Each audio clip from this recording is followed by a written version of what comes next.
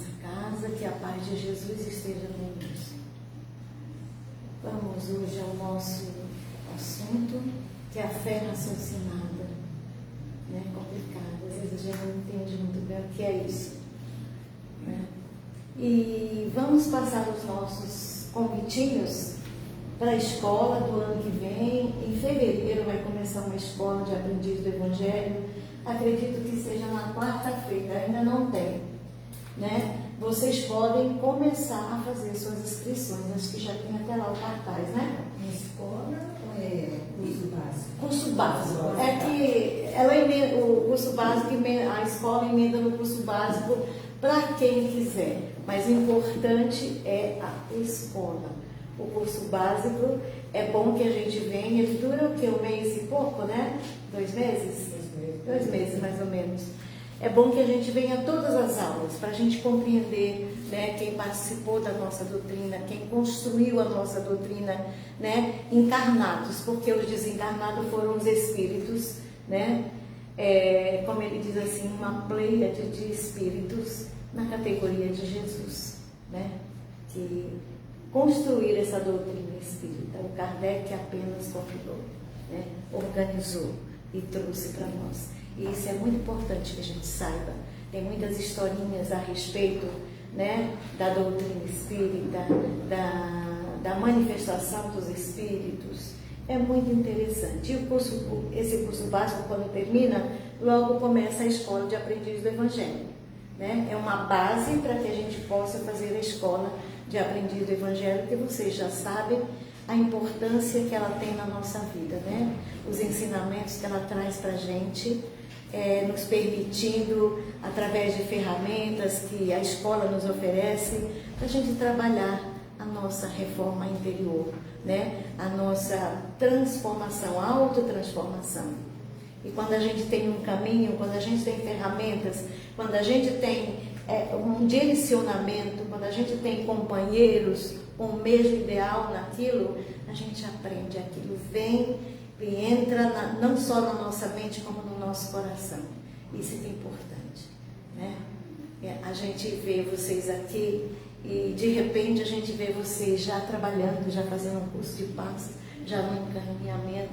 Isso é tão gostoso a gente ver isso, né? Gostoso não é só de ver a presença, é saber que continua no caminho, né? Buscando o aprendizado, né? E é isso que traz a nossa fé raciocinada, é o conhecimento, a busca do conhecimento que a gente faz a respeito de nós mesmos, a respeito do nosso espírito encarnado, ok?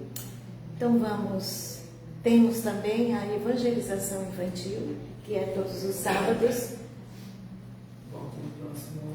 Volta no próximo ano. 9h30, às 10h. Às 10h30. Vamos, a nossa dirigente aqui, né? Uma das dirigentes. Então tragam suas crianças, avisem para os seus vizinhos, parentes, que tem crianças, para trazer as crianças aqui. Ela também é híbrida, né?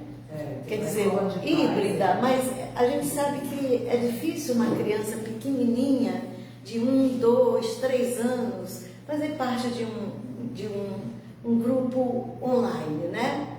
A gente vê mais, são os maiorzinhos, que fica mais interessado, entende, não se cansa. Mas, enfim, é importante a gente começar, online ou não.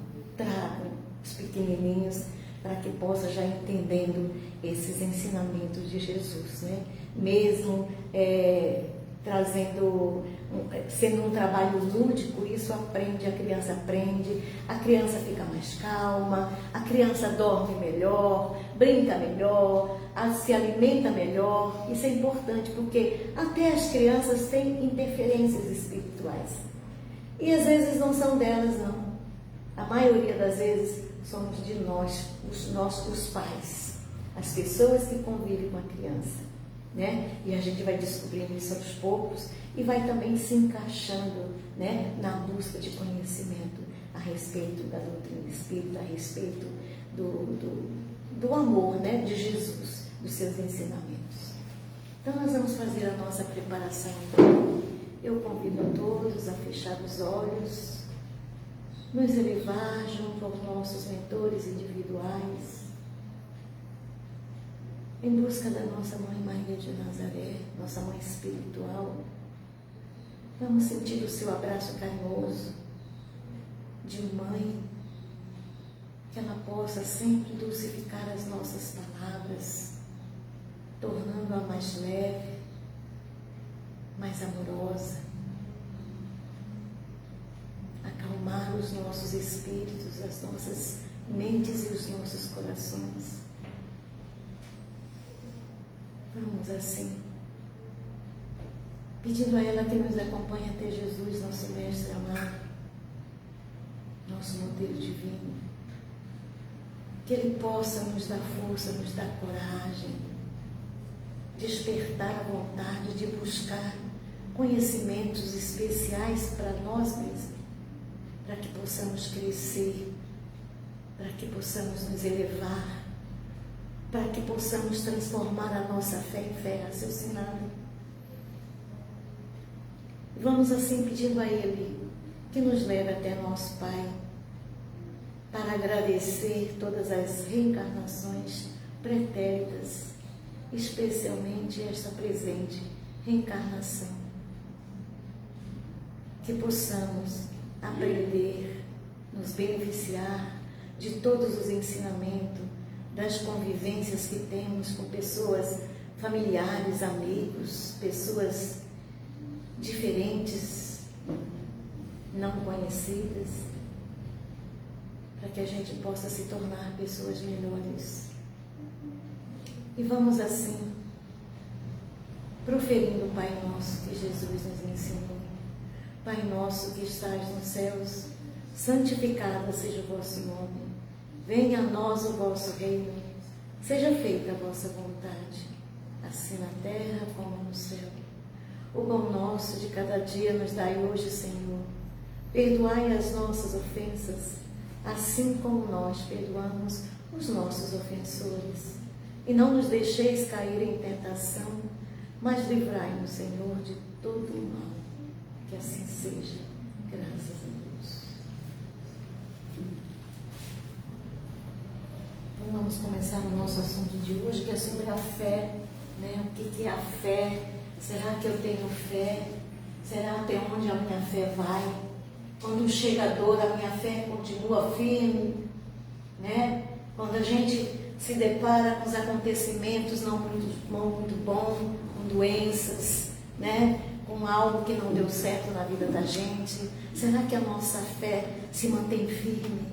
Ou será que a gente desmorona e fala, eu não tenho fé, ou Deus se afastou de mim, né? Que assim acontece mais vezes conosco, da gente achar que Deus não olha mais pra gente, né?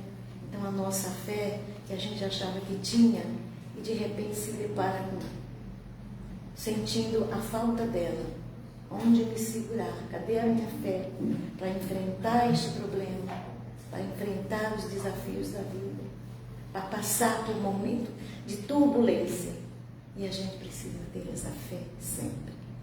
E é através dessa nossa conexão com o nosso mentor, através dos ensinamentos de Jesus, na nossa doutrina espírita, nas escolas de aprendiz do Evangelho, é que a gente fortalece a nossa fé, né? E muitas vezes a gente está fazendo uma oração, mas não está acreditando naquela oração, nós mesmos.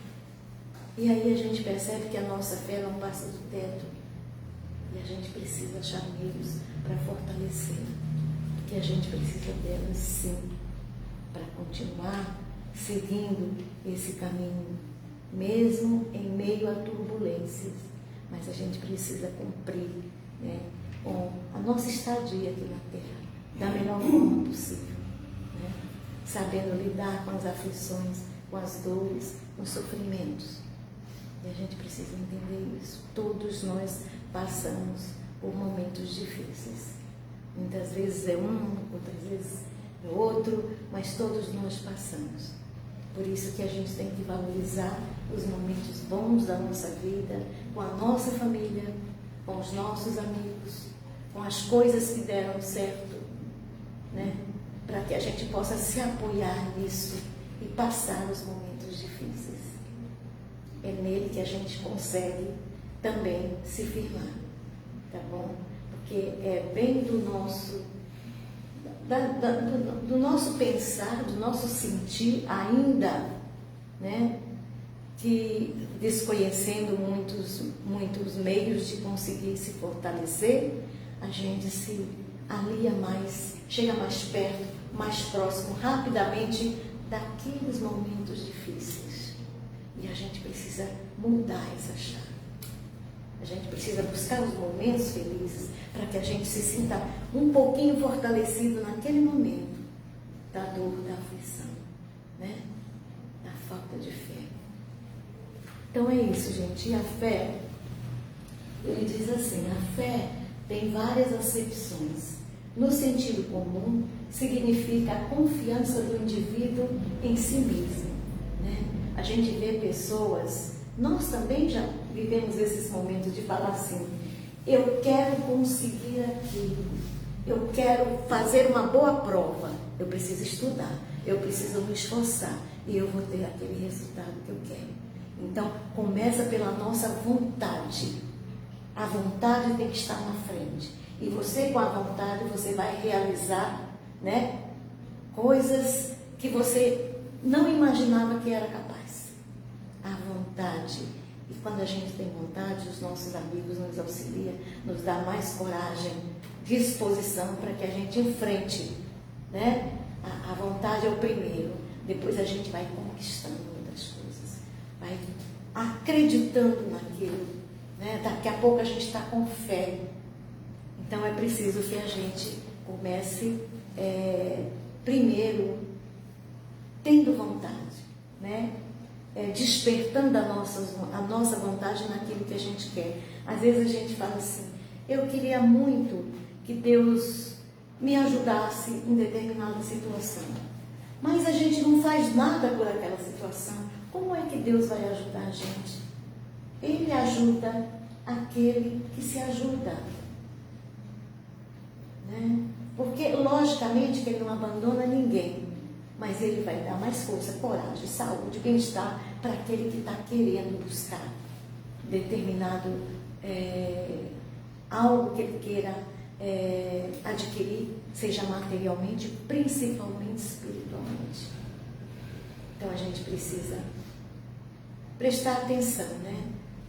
Até que ponto a minha fé é fortalecida. Então, nós vamos falar aqui da fé, a fé raciocinada, a fé cega, né? Ele fala que a fé, às vezes a fé cega, ela se encontra naquelas crenças religiosas, doutrinas, né? Que se baseiam em dogmas, vivem dogmas. Dogma é aquilo que você não pode mudar. O que falar para você é isso que você tem que fazer, é isso que você precisa fazer, senão você vai pecar, senão você não vai conseguir isso, né? É como se fosse uma pressão ali para que você admita aquela situação, aquele momento, aquele comportamento. Então a gente precisa ficar bem preocupado com isso. É lógico que tem muita gente que gosta mais de ficar na zona de conforto. Então eu vou numa religião, doutrina, que diz o que eu tenho que fazer, eu faço, já fico sossegado, não preciso me preocupar com mais nada. Precisa sim. Tudo que nós fazemos, tudo que nós pensamos, tudo em que nós agimos é responsabilidade nossa. Não adianta eu fazer preces, orar, rezar e ficar cometendo as mesmas coisas ou não fazer nada, né? Porque a gente está deixando de cuidar de nós mesmos. A gente está deixando a nossa responsabilidade nas mãos dos outros e não se faz isso, né? Não se faz isso. Nós temos que ter confiança em nós temos essa confiança em nós e nós precisamos fortalecê-la para que a gente possa buscar as coisas, né? Para a gente possa ter a nossa livre escolha. Eu quero escolher isso, Eu não quero aquilo que me mandam fazer. Né? Pode ser bom para um, pode ser bom para o outro. Mas será que é bom para mim? Então eu preciso compreender. Olha aqui, ó.